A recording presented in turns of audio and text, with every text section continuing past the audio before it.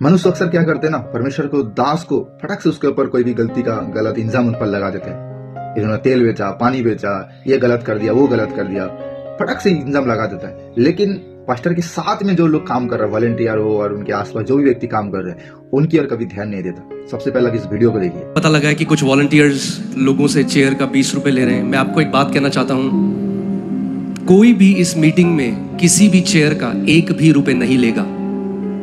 Volunteers, आप please मेरी बात ध्यान से सुनिए। और जितने लोगों से आपने रुपए लिए हैं, जिन लोगों ने रुपए दिए हैं, आपके पास वो स्लिप्स हैं, कल आप वो स्लिप्स वापस दीजिएगा। सारे पैसे आपको वापस दिए जाएंगे और जो चेयर का पैसा है वो मैं दूंगा, मगर कोई भी चेयर इस जगह में बेची नहीं जाएगी।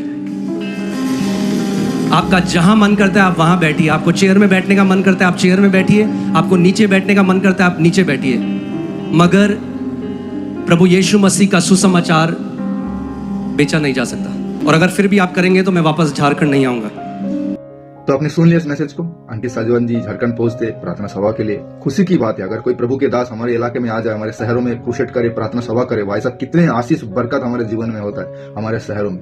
लेकिन वहां पर कुछ मूर्ख वॉलंटियर होते जिन्होंने आशीष की वजह श्राप घर में लेके जाते, सिर्फ 20 रुपया के लिए। सोच सकते हो, सिर्फ 20 रुपया के लिए आप कोई अन्य जाति व्यक्ति वहां पर आ जाए और उनसे 20 रुपए लिया जाए उस कुर्सी के बदले, तो उन्हें क्या मैसेज जाएगा। इन मूर्ख लोगों का ना 1% अक्ल तक नहीं है, अक्ल तक नहीं है कि एक तो तुम खुद की बदनामी कर रहे हो, अपने पास्टर की बदनामी भी कर रहे हो और साथ साथ यीशु मसीह की भी बदनामी कर रहे हो। तो तुम क्या लेके जाओगे वहां से? श्राप ही लेके जाओगे। यीशु मसीह का आशीष तुम्हें लगेगा ही नहीं, क्योंकि तुमने यीशु मसीह के घर को बेकार बना दिया।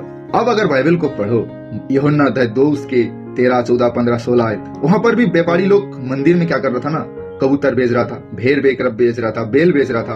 तो यीशु मसीह जब वहां पर आया तो उन्हें कोड़े मारा, क्या था, कोरा बनाकर।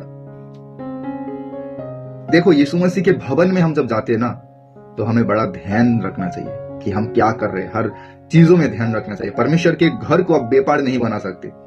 आप 20 रुपया के लिए चेयर को बेच रहे हो और अपने पास्टर को बदनाम कर रहे हो। जितना अच्छा दास कितने रूह को बचा रहा है, पर आपको सपोर्ट करना चाहिए ऐसा दास को, आप उल्टा उनको बदनाम कर रहे हो। तो बदनाम तो उनके दास तो होगा नहीं, क्योंकि खुदावन उन्हें ऊंचा और उठाएंगे।